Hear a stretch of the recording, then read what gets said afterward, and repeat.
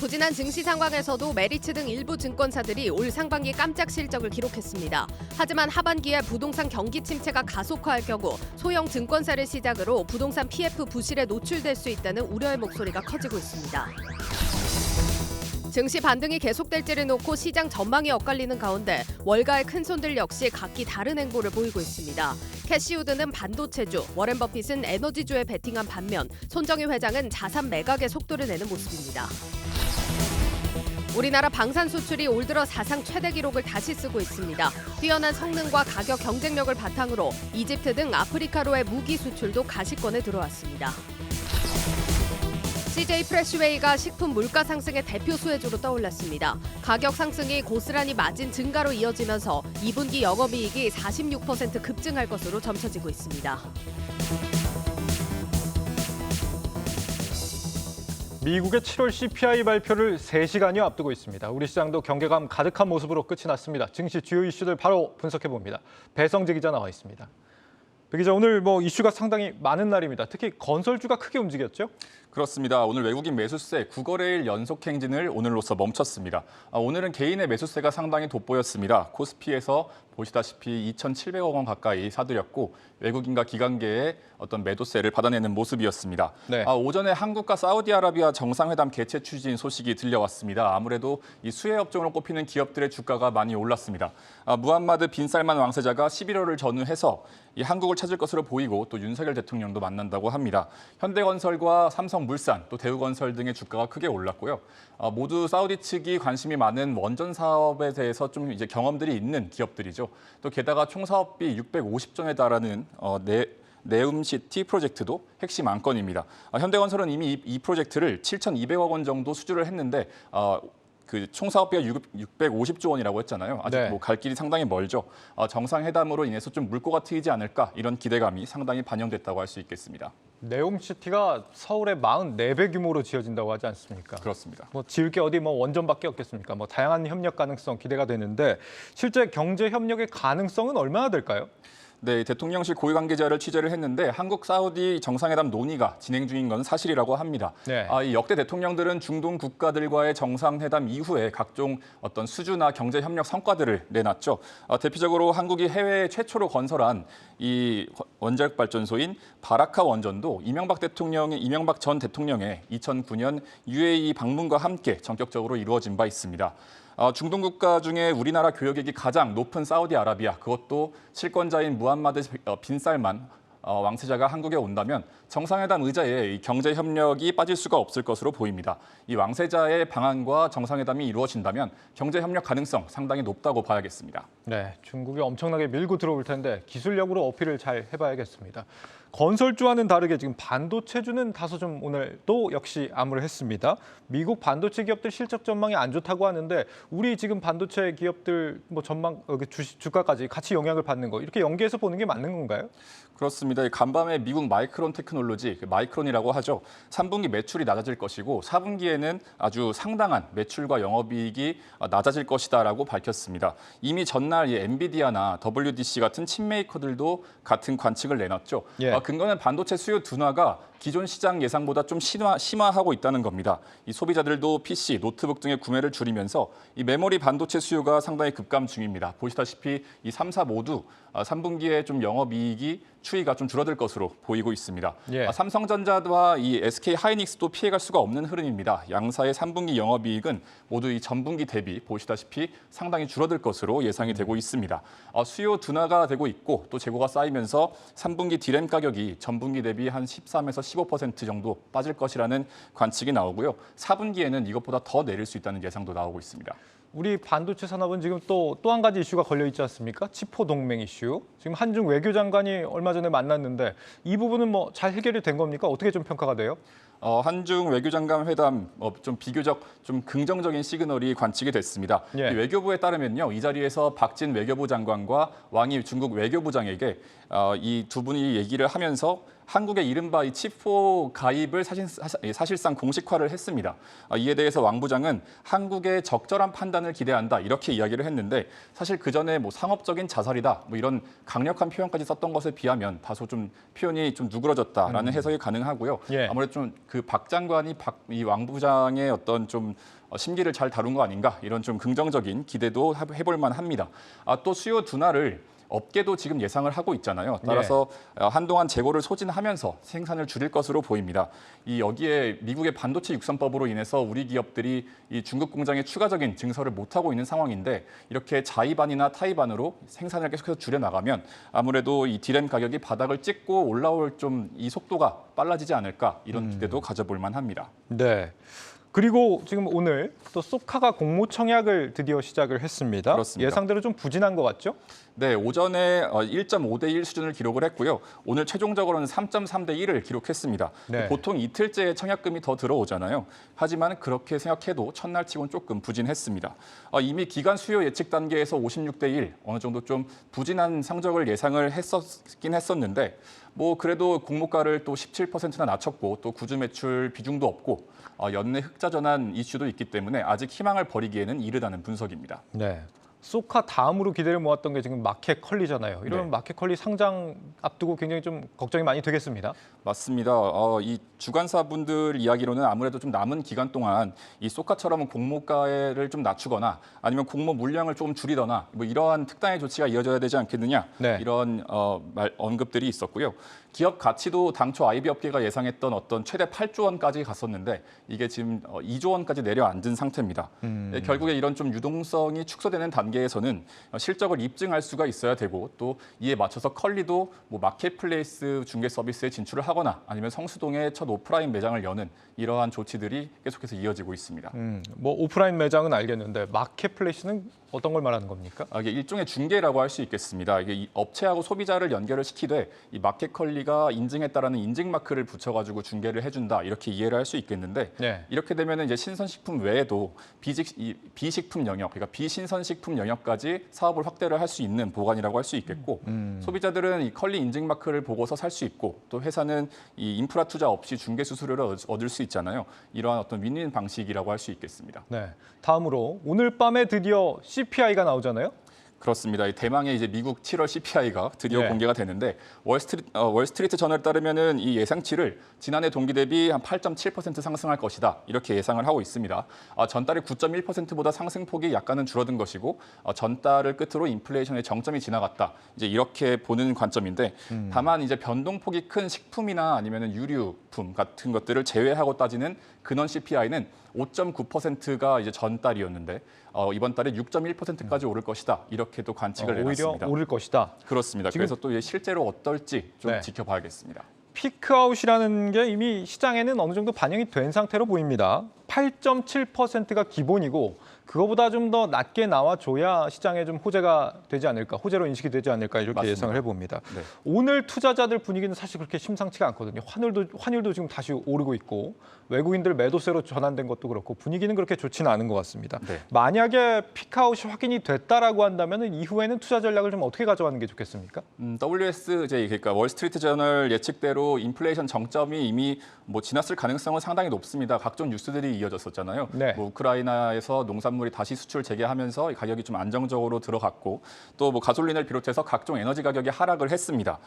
향후 성장세가 높을 만한 섹터 제가 가져와 봤는데 미래에셋증권에서 나온 보고서입니다.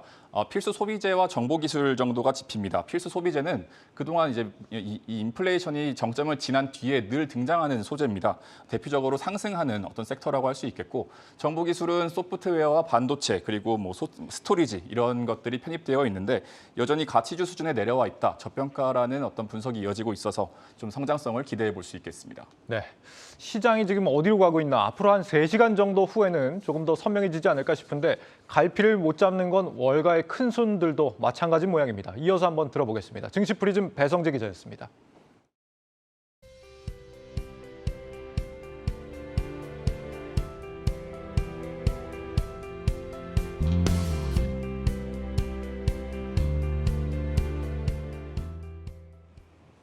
네, 월가의 선택도 한번 살펴보겠습니다. 글로벌 콘텐츠부 오민지 기자 나와 있습니다. 오 기자 오늘 어떤 소식 준비해 주셨나요?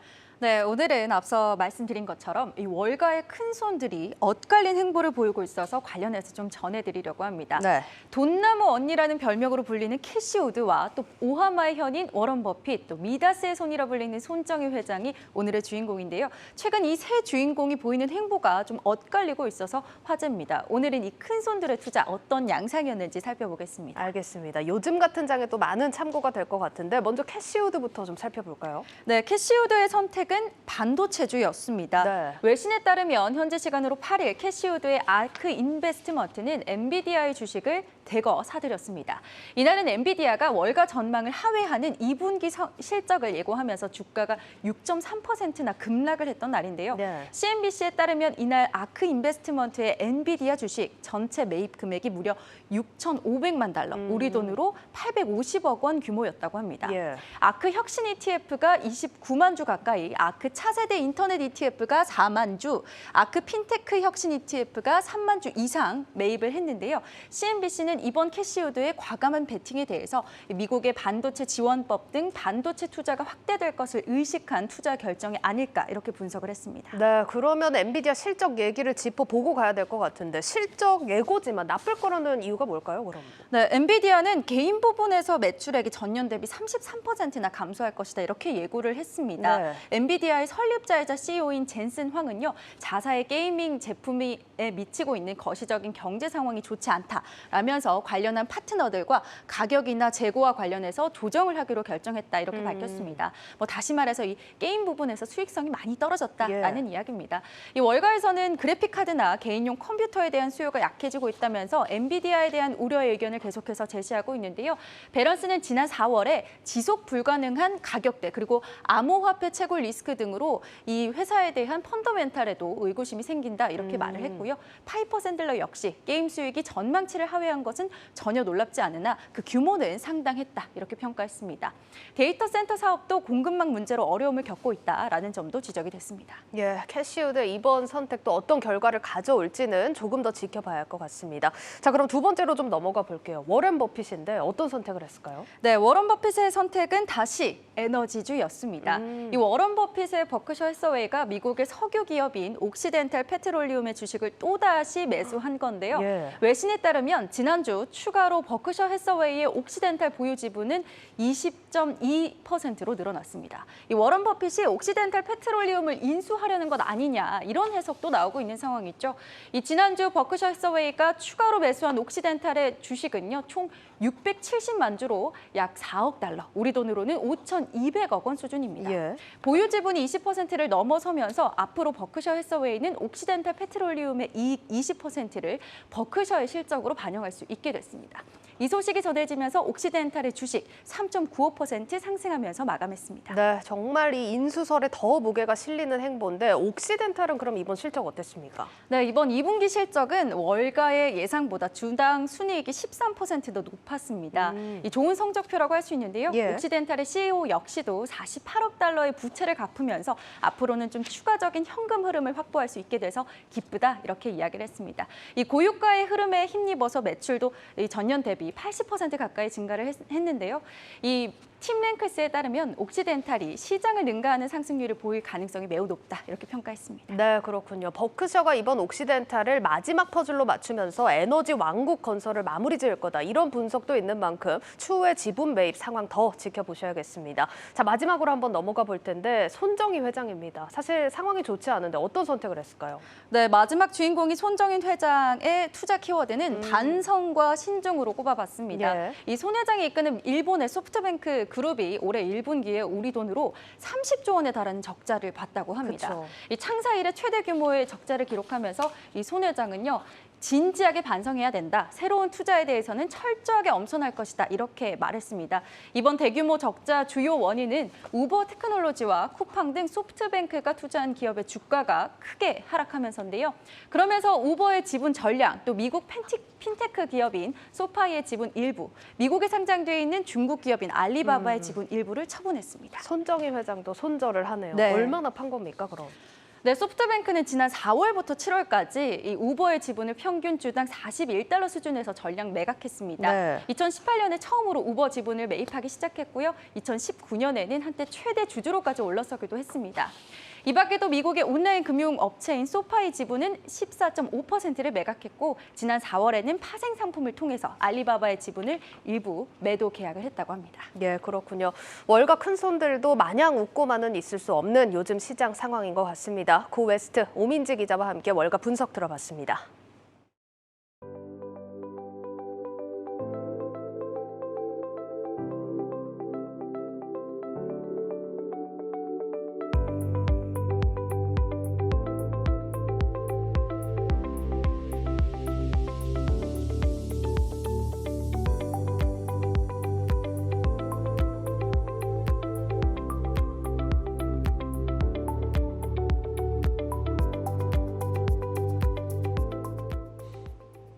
국내 펀드 투자자들의 자금이 최근 중국을 떠나 일본으로 향하고 있습니다. 완화적인 통화 정책이 일본 수출 기업의 호재가 될 거란 기대 때문입니다.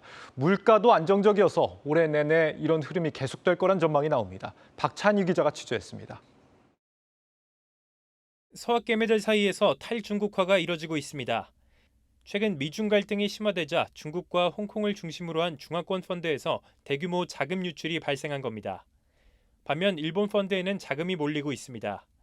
한 달 새 해외 펀드 중 대규모 자금이 유입된 곳은 일본이 유일합니다.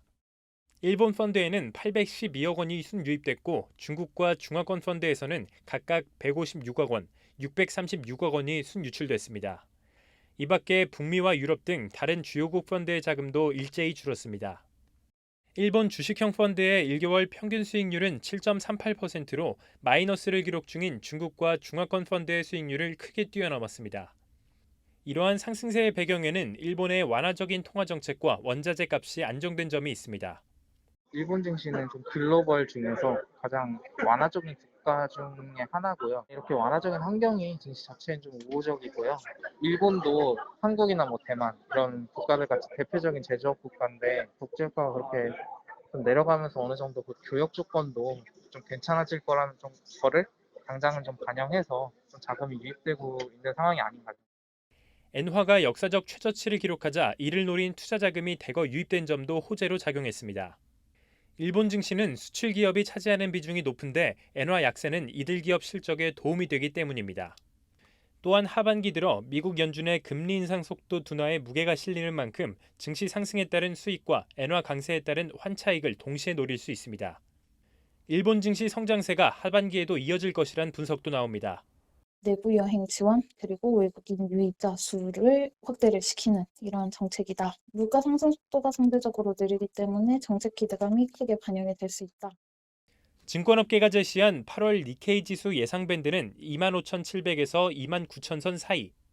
이런 가운데 일본 정부의 경기 부양책까지 시행되면 3만 선 고지를 재탈환할 수 있다는 전망입니다. 한국경제TV 박찬유입니다. 부동산 개발 초기 단계에 막대한 자금을 빌려주는 프로젝트 파이낸싱. 증권사들이 거래 수수료만으로 수익을 내기 어려워지자 이 시장에 대거 뛰어들었는데 앞으로 경기가 나빠지면 이 대규모 부실 사태로 번지는 게 아닌지 우려감이 커지고 있습니다. 김종학 기자입니다. 올해 2분기 실적을 발표한 증권사 가운데 시장 전망치를 넘어선 곳은 미래에셋증권과 메리츠증권, 현대차증권 세 곳입니다. 다른 증권사와 마찬가지로 거래 수수료 감소와 채권 운용 손실은 피하지 못했지만 부동산 PF 등 기업금융에서 수익을 늘려 전망치를 뛰어넘었습니다. 국내 증권사 가운데 부동산 PF 규모가 가장 큰 메리츠증권은 부동산 자산을 재조정하고 인력을 줄여 영업이익 1,988억 원의 분기 최대 실적을 냈습니다.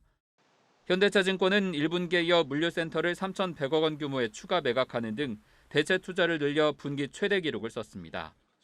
불필요한 비용을 줄이는 동시에 금리 인상에 대비한 추가적인 리스크 관리로 실적을 방어한 겁니다. 문제는 연이은 금리 인상으로 증권사들이 직접 투자하거나 자금을 빌려준 부동산 사업장의 위험도가 커지고 있다는 겁니다. 나이스 신용평가에서 금리 인상과 경기 둔화로 인한 부동산 PF 위험성을 분석한 결과를 보면 메리츠증권과 현대차증권, 바울투자증권 등 6개 증권사가 모니터링 대상입니다. 투자금 변제가 어려운 중후순위 비중이 75%로 지나치게 높거나 사업 초기 대출이 과다해 부동산 경기가 하강하는 국면에서 중소형사부터 부실에 노출될 수 있다는 게 전문가들의 진단입니다. BNK투자증권과 이베스트투자증권 등은 토지 매입과 인허가 등 위험 부담이 큰 부동산 PF 비중이 평균 35%로 대형 증권사의 2배 수준의 위험도를 안고 있는 것으로 나타났습니다. 부동산에 대한 익스포저가 좀 큰 증권사들은 저희가 좀 해서 모니터링을 좀 강화하겠다라고 시장에다가 알리는 거거든요. 선순위에 비해서는 중후순위가 당연히 부동산 경기가 안 좋았을 때 익스포저가 위험해질 수 있어서 부동산 경기가 좀 저하됐을 때 관련된 부담이 좀 커질 수 있어서 저희가 보겠다라는 거고요. 2010년 저축은행 부실 사태가 재현될 수 있다는 우려로 금융당국까지 나서 부동산 PF 위험 관리를 압박하자 증권사들의 전략도 바뀌기 시작했습니다. 메리츠증권은 채무보증 금액을 4조 7천억 원으로 자기 자본 이하로 낮췄고 현대차증권과 다올투자증권은 부동산 PF 사업장을 전수조사해 우발 채무를 줄여나가기로 했습니다. 이미 국내 상업용 부동산 시장에서 상가 미분양 해소가 지연되고 지방을 중심으로 주택거래 위축이 나타나는 등 시장 하락 위험이 커지고 있습니다. 증시 부진의 사업 다각화에 나섰던 증권사들이 부동산 PF 관련 위험을 얼마나 관리하느냐에 따라 하반기 실적과 주가 흐름도 판가름 날 전망입니다. 한국경제TV 김종학입니다.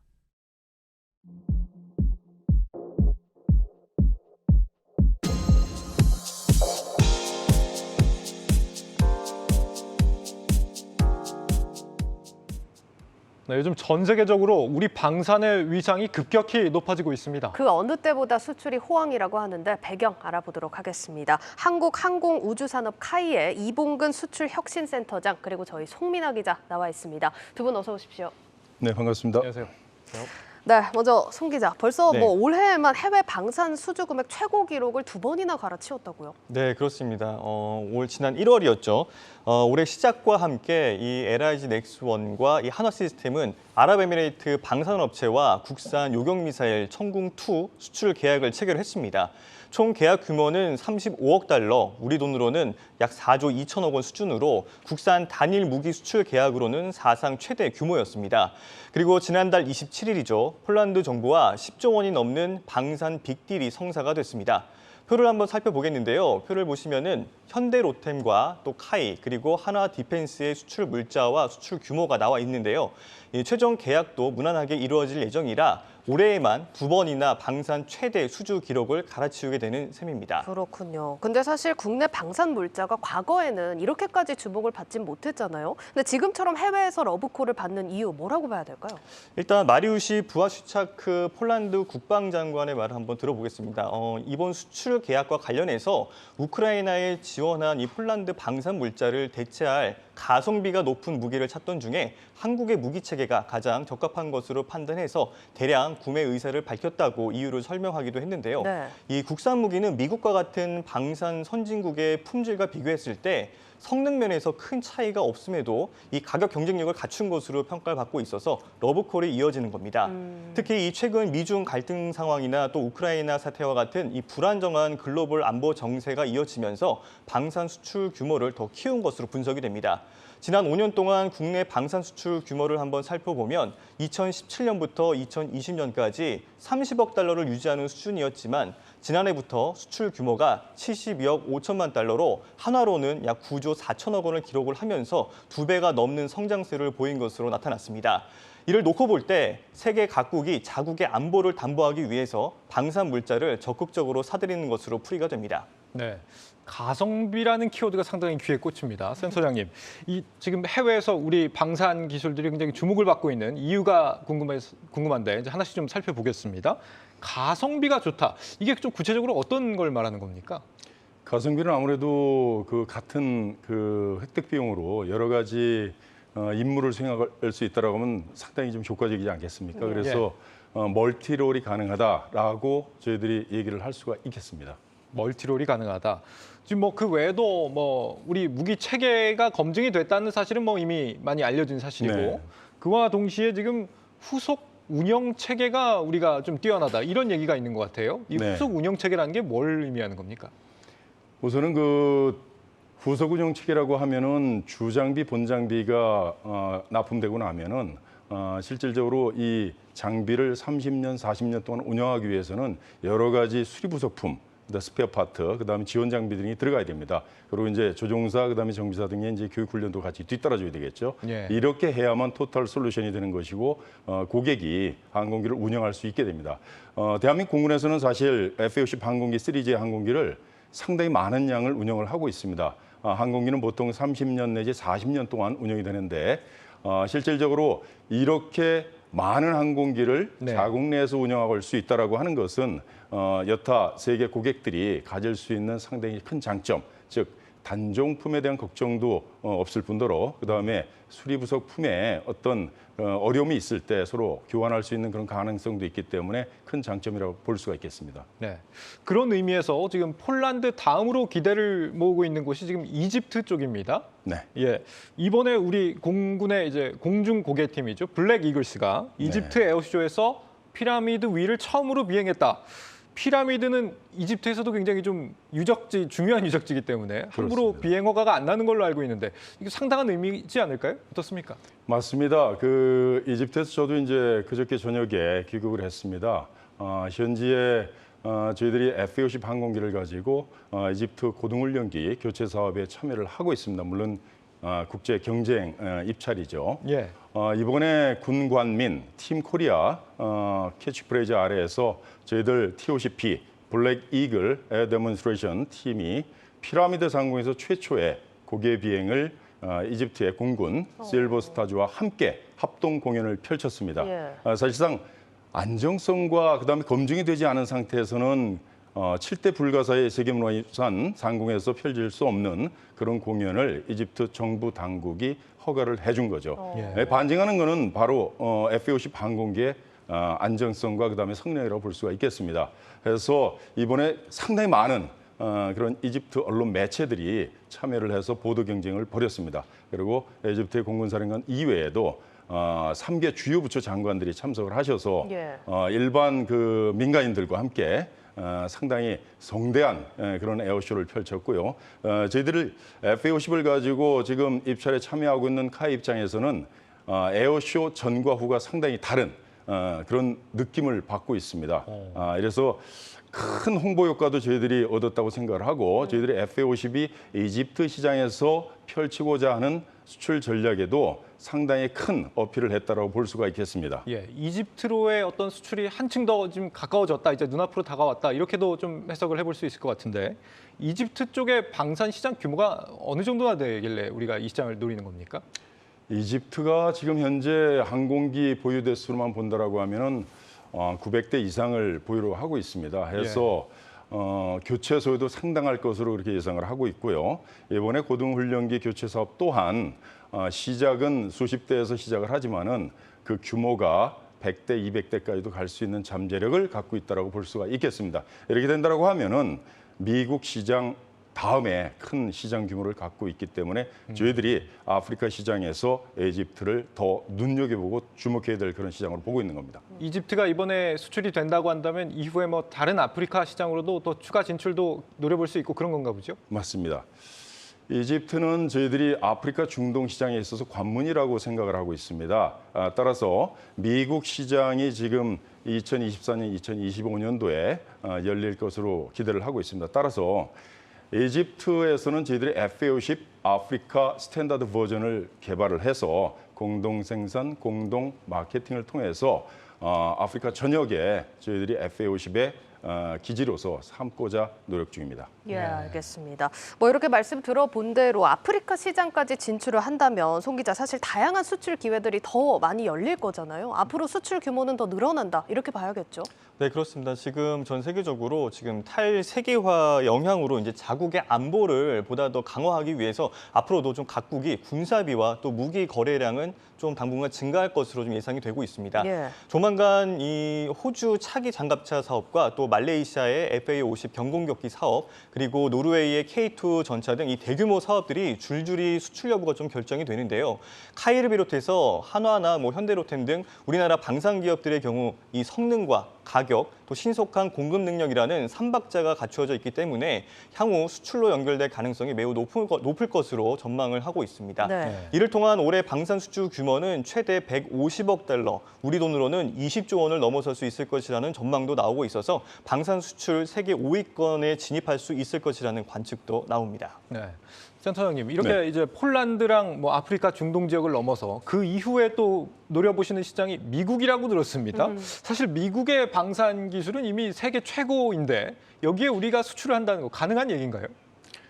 저희들이 T-50 시리즈 항공기를 개발할 당시에 최종 피날레를 그 미 공군, 미 해군 사업에서 저희들이 고등훈련기 또는 전술훈련기 사업에서 승리를 거두는 것을 목표로 삼았었습니다. 따라서 지난 6월 초에 저희들 파트너죠. 미국의 락히드 마틴하고 같이 티밍 어그리먼트를 체결한 바가 있습니다. 예. 이렇게 함으로써 미국 시장뿐만이 아니고 전 세계 고등훈련기 또는 전술훈련기 또는 경공격기 시장에 저희들이 게임 체인저가 되기 위해서 노력을 하고 있는 겁니다. 따라서 향후 10년 동안에 1000대 이상의 FA-50 시리즈 항공기를 수출할 수 있는 그런 여건을 만들었다 이렇게 볼 수가 있고 이번 폴란드의 48대 수출 계약 성사, 그다음에 이집트에서의 저희들 큰 에어쇼를 통해 가지고 향후에 이와 같은 저희들이 목표가 더욱더 확신이 돼가는 그런 과정으로 이해하실 수가 있겠습니다. 예, 정말 들을수록 뿌듯하고 저희도 같이 기대를 해보도록 하겠습니다. 송 기자, 마지막으로 사실 국내 방산 기업들이 갖는 한계들도 분명히 존재할 것 같은데 어떤 것들이 있고 혹은 이를 극복하기 위해서 어떤 대안이 필요한지까지 좀 정리를 해주시죠. 네, 현재 좀 많은 국가들이 어떻게 보면 이제 비용 절감 그리고 이제 안보 강화를 목표로 이제 방산 물품 국산화를 추진하는 추세입니다. 이 방위 산업은 무기 체계 기획부터 또 개발, 생산, 운영까지 약 20-30년의 긴 시간이 필요하기 때문에 초기 단계부터 이 국제 공동 개발 사업 검토가 필요한 이유입니다. 결국에는 현지화에 성공하지 못한다면 이 방산 호재도 단발성에 그칠 확률이 높아집니다. 국내 방산업계는 국가 간 절충 교육과 또 금융 지원 등 이 수출 상대국별로 맞춤 지원 전략을 통해서 유연한 수출 전략을 확대해 나갈 필요가 있다고 지적을 합니다. 또 국내 방산 기업의 품질을 보증하거나 마케팅을 지원하는 등의 정부 노력이 절실하다는 현장의 목소리도 들을 수가 있습니다. 특히 여러 기관으로 분산되어 있는 방산 수출 지원 체계가 조금 어떻게 보면 걸림돌이다라는 지적이 있었는데요. 이를 해결하기 위해서 방산 수출을 총괄하는 컨트롤 타워를 구축하고 보다 효율성을 높여서 체계적으로 수익국별 또 무기 체계별 맞춤 지원 정책을 제공해야 한다는 의견에도 힘이 실렸습니다. 네. 현지화 전략이 중요하다라는 얘기를 해줬고 센터장님 지금 뭐 외교 역량이나 뭐 현지화 전략 뭐 다양한 것들도 물론 필요하겠지만 가장 중요한 건 역시 이제 기술력이 바탕이 되어야 되는 거 아니겠습니까? 기술력 측면에서 이제 뭐 필요한 연구 개발이라든지 이런 것들이 좀 지속 가능하게 우리가 성장할 수 있도록 좀 지금 환경이나 연구 개발 인력이나 이런 것들이 잘 구비가 돼 있는 상태입니까? 아니면 어떤 게 좀 보완이 필요하다고 보십니까? 사실 항공우주 쪽은 대한민국이 후발 주자라고 보시면 되겠습니다. 하지만 단기간 내에 비약적인 성과를 통해 가지고 명실상부하게 세계에서 메인 플레이어로서 지금 활약을 하고 있다고 보실 수가 있습니다. 여기에는 이제 근간을 이루는 것이 저희들 자체 기술이 이제 근간을 이룰 수가 있다고 보겠습니다. 또 더불어서 저희들 잠재 고객으로 삼고 있는 국가들은 또 저희들보다 또 후발 국가 되겠죠. 따라서 이 후발 국가들이 원하는 부분이 뭔가라는 측면에서 봤을 때 저희들이 수십 년 전에 겪었던 그런 가려운 곳을 저희들이 긁어줄 수가 있다고 볼 수가 있고요. 최근에는 안보 환경에 또 변화가 있지 않습니까? 그래서 최근에는 이제 로마 격언들을 많이 이용을 하는 것 같습니다. 잠재 고객 국가에서 진정한 평화를 원한다면은 전쟁 준비 태세를 잘 해야 된다라는 이런 것들이 저희들 수출 시장을 개척하는 데 큰 도움이 되고 있다고 볼 수 있겠습니다. 네, 여기까지 듣도록 하겠습니다. 두 분 말씀 고맙습니다. 감사합니다. 지금까지 한국항공우주 이봉근 수출혁신센터장 그리고 저희 송민하 기자와 함께했습니다.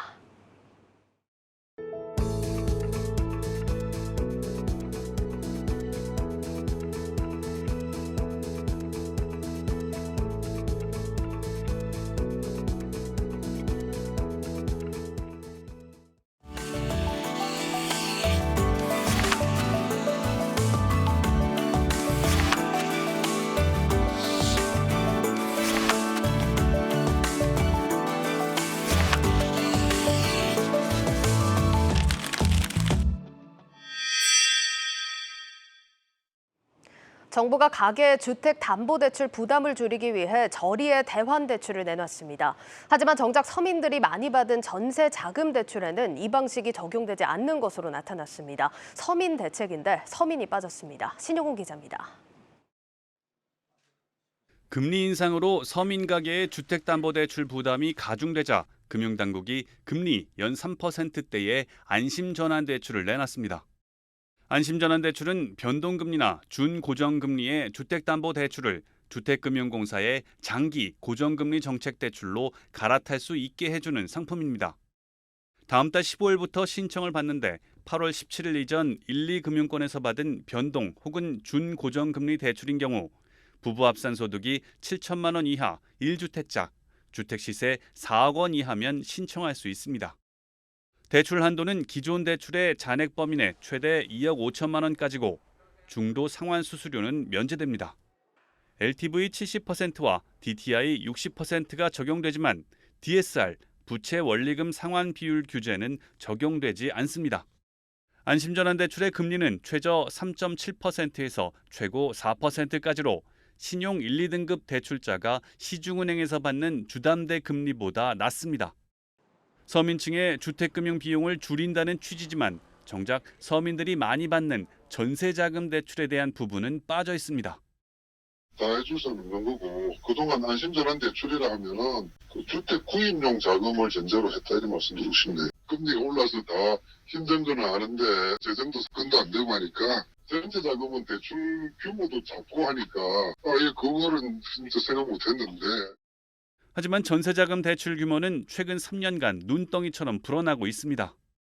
금감원이 제출한 자료를 보면 지난 4월 말 기준 전세자금 대출자 수는 133만 5천 명, 대출 총액은 167조 원이 넘습니다. 지난 2019년 말 98조 7천억 원에서 3년이 채 안 돼 2배 수준까지 늘어난 셈입니다. 은행권의 전세자금 대출 가운데는 6개월, 1년마다 금리가 변동되는 상품도 많습니다. 또 세입자 입장에선 전세 계약이 끝나는 시점에 보증금 변동에 금리 변동 부담까지 안아야 합니다. 급격한 금리 인상이 주담대 이상으로 차주들 부담으로 전가되기 쉬운 구조입니다. 하지만 당국은 전세대출 기간이 짧은 데다 재정 여건이 허락하지 않고 주택도시기금 지원이 있다는 이유로 일반은행의 전세대출에 대한 고민은 접어두고 있습니다. 서민들을 위한 금융정책이 또 다른 서민들을 소외시키는 모순을 낳고 있습니다. 한국경제TV 신용훈입니다. 금융위는 이날 안심 전환대출 외에도 자영업자와 소상공인들이 갈아탈 수 있는 사업자 대출 대환 프로그램을 함께 내놨습니다. 제2금융권에서 받은 고금리 대출을 최대 6.5%의 은행권 대출로 바꿔준다는 건데 당장의 수익 감소가 불가피해진 금융사들의 불만도 만만치 않습니다. 이어서 장슬기 기자입니다. 앞으로 연 7%가 넘는 고금리 대출을 이용 중인 사업자는 최대 6.5%까지 금리를 낮출 수 있게 됩니다. 금융위원회는 코로나19로 피해를 입은 자영업자와 소상공인들의 대출 부담을 덜어주기 위해 다음 달부터 8조 5천억 원 규모의 사업자 대출 대환 프로그램 접수를 받는다고 밝혔습니다. 은행이나 저축은행, 카드사나 보험사 등 전 금융사에서 7%가 넘는 고금리 대출을 받은 사업자가 대환 대상자인데 사실상 제2금융권 대출이 대부분입니다. 실제 올 2월 말 기준 금리 7%가 넘는 사업자 대출 잔액은 22조 원 규모로 그중 비은행권 대출만 18조 원, 전체의 80%가량을 차지합니다. 이는 저축은행 업권의 대출 자산으로 비교했을 때 전체의 약 20%를 차지하는 비중으로 적지 않은 규모입니다. 이렇다 보니 이자 이익 감소는 물론 기존 고객마저 은행권에 빼앗길 위기에 놓인 제2금융권은 업권 자체적인 대책 마련이 시급하다는 목소리까지도 나오고 있습니다. 일부는 제2금융권에서 분명히 갖고 가야 될 고객군이 있을 텐데 저축은행이나 그런 데 가면 7에서 8% 고객은 아주 우량한 고객이거든. 은행의 대안으로 빠져버리면 고객을 뺏기는 거죠. 여기에 금융당국이 다음 주 발표 예정인 새 출발 기금 역시 빚 감면을 골자로 하는 만큼 금융사들의 수익 감소는 불가피합니다. 새 정부 출범과 함께 온 국민의 관심을 받았던 금융지원책. 하지만 잇따른 형평성 논란과 정부의 과도한 시장 개입이라는 목소리까지 겹치며 서민들은 물론 금융사에게도 환영받지 못하는 정책으로 전락했다는 지적입니다. 한국경제TV 장슬기입니다.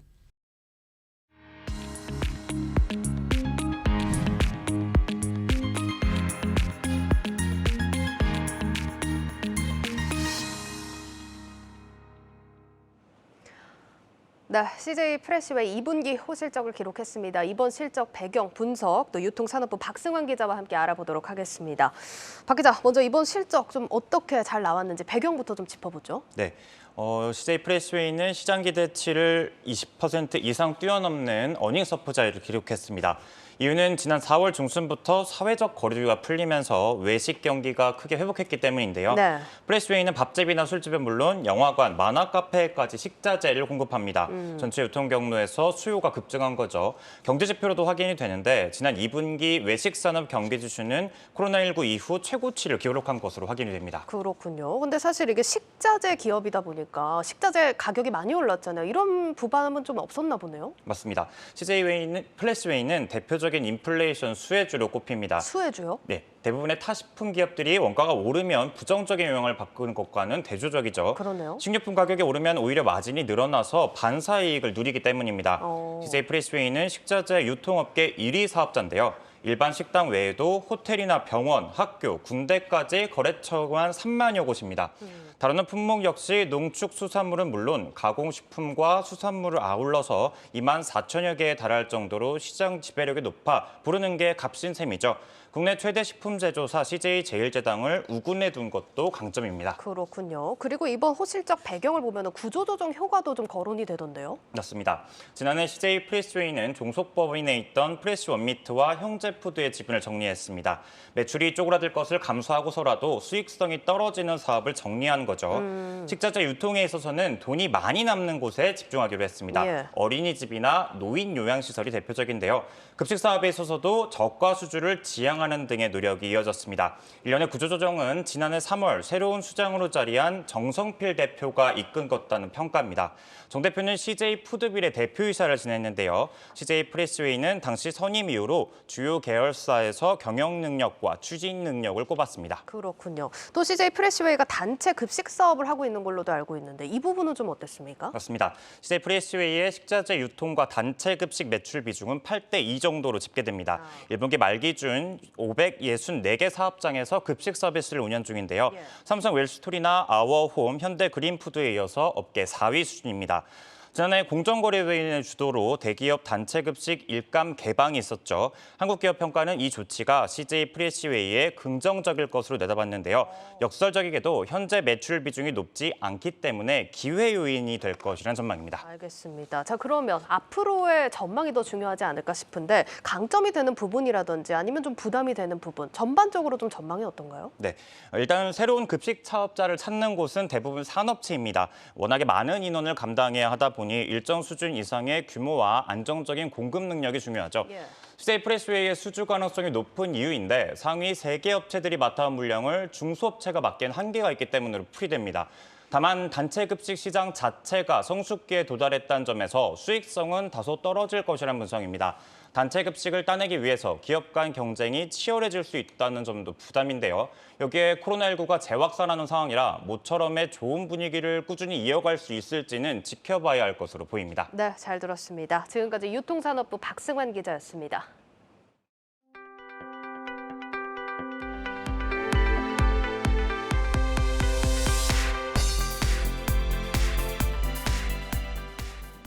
신세계 인터내셔널이 패션 비수기인 2분기에도 1분기를 뛰어넘는 실적을 냈습니다. 경제 활동이 재개되면서 수입 패션과 자체 여성복 모두 판매 호조를 보인 데다 사업 효율화로 이익이 크게 개선된 건데 하지만 뜻밖에도 주가는 힘을 받지 못하고 있습니다. 김혜원 기자가 이유를 알아봤습니다. 상대적으로 단가가 낮은 의류를 판매해 패션 비수기로 통하는 2분기에도 신세계 인터내셔널은 성장세를 이어갔습니다. 올 2분기 영업이익은 387억 원을 기록하며 1년 전과 비교해 46% 증가했습니다. 특히 비수기에도 1분기를 뛰어넘는 성과를 냈습니다. 패션과 뷰티 리빙 등 세 분야가 고르게 성장한 결과입니다. 우선 경기 침체 우려에도 해외 럭셔리 브랜드에 대한 선호도가 지속되며 패션 브랜드 전체 매출을 이끌었습니다. 자체 여성복 브랜드들의 약진도 돋보입니다. 자체 여성복 매출은 사무실 출근 재개와 외출 여행 등이 증가하면서 전년 동기 대비 12% 신장했습니다. 신제품의 정상가 판매율이 높아지고 비효율 매장 정리, 효율적인 재고 관리를 통해 수익이 향상되면서 리빙 부문의 자주 사업은 언더웨어, 냉감 소재 침구, 파자마 등 히트 상품으로 매출이 1년 전보다 13% 증가했습니다. 화장품 부문 또한 재구매율이 높은 니치 향수를 주축으로 안정적인 실적을 이어갔습니다. 선제적으로 고급 향수 판권 인수에 뛰어든 정유경 신세계 총괄 사장의 전략이 통했다는 평가입니다. 지난해 1분기부터 6분기 연속 실적 고공행진을 이어가고 있는 신세계 인터내셔널은 3분기 실적도 기대되는 상황이지만 주가는 6월 이후 지지부진하기만 합니다. 정유경 신세계 총괄 사장이 증여세를 마련하기 위해 신세계 인터내셔널 지분을 매각할 것이란 관측이 주가 상승에 발목을 잡고 있기 때문입니다. 정 총괄 사장은 2020년 어머니인 이명희 회장에게서 신세계 지분 8.22%를 증여받았습니다.